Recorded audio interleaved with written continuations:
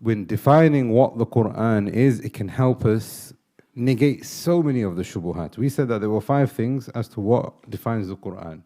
Number 1, the speech of Allah uncreated. Number 2,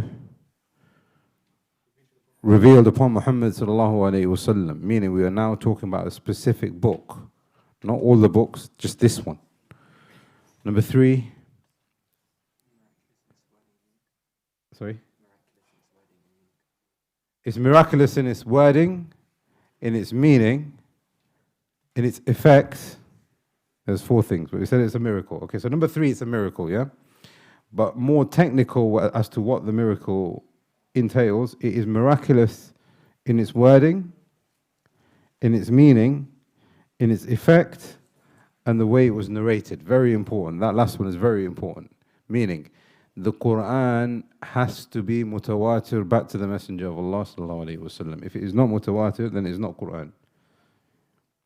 Number 4, it was revealed upon the Messenger of Allah sallallahu alayhi wasallam periodically over 23 years, which is very important also, because some people will say, well, Uthman is the one, like we just said, Uthman is the one that put the Qur'an together. That's not correct.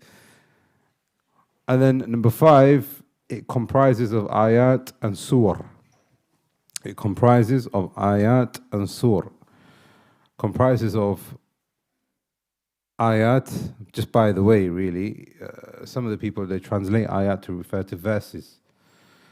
And some of the people of ilm have an objection to that, because a verse resembles what was given to the Jews and the Christians in their scripture before, so they call theirs verses, whereas ayat, meaning every single ayah is a miracle of Allah subhanahu wa ta'ala, therefore it's an ayah.